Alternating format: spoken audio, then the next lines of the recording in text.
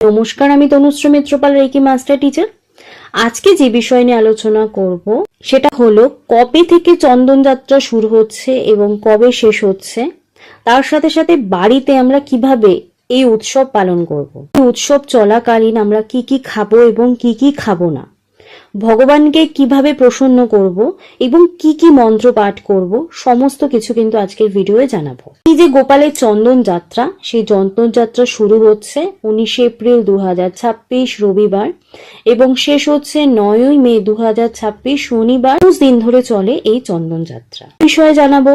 তার আগে প্রত্যেক দিনের মতো যেটা আপনাদেরকে মনে করিয়ে দিই সেটা হচ্ছে, আজকে যদি আমার চ্যানেলে আপনি ফার্স্ট টাইম ভিজিট করেন তাহলে অবশ্যই করে চ্যানেলটা সাবস্ক্রাইব করবেন, ভিডিও ভালো লাগলে একটা লাইক করবেন এবং কোথা থেকে আমার ভিডিও দেখছেন সেটা কমেন্টস করে জানাতে ভুলবেন না।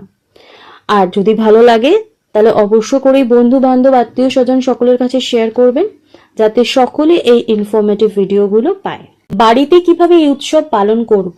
মহোৎসবের 21 দিন নিরামিষ আহার করা উচিত। সকালবেলা ঘুম থেকে উঠে স্নান করে শুদ্ধ বস্ত্র পরে আগে ঠাকুর ঘর পরিষ্কার করুন, তারপর পানপাত্রে ভগবান শ্রীকৃষ্ণকে রেখে স্নান করাতে হবে।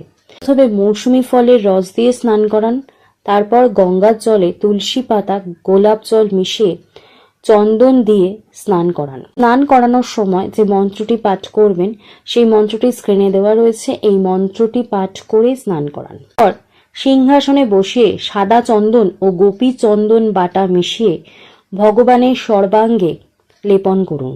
এরপর বস্ত্র পরান, ফুল দিয়ে ভগবানকে সাজান। চন্দন সহযোগে হাতে ফুল ও তুলসী পাতা দিয়ে 3 বার একটি মন্ত্র বলবেন, সেই মন্ত্রটিও আমি স্ক্রিনে দিয়ে দিলাম, এই মন্ত্রটি পাঠ করবেন। এরপর যেটা ভোগ দিতে চাইছেন সেই ভোগ অবশ্য করেই ভগবানকে অর্পণ করুন, নিবেদন করুন।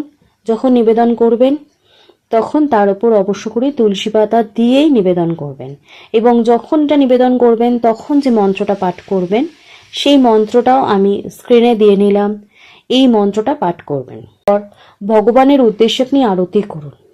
আরতি করার পর আপনি ক্ষমা প্রার্থনা করুন, আপনার যে মনস্কামনা সেটা জানান, হাত জোর করে প্রণাম করুন এবং এইভাবেই আপনি এই 21 দিন আপনার এই চন্দন যাত্রা আপনি গৃহে বাড়িতে আপনি আপনার মতো করে ভগবানকে সন্তুষ্ট করার জন্য আপনি চেষ্টা করতে পারেন। এতে কিন্তু অবশ্য করেই ঈশ্বর প্রসন্ন হবে।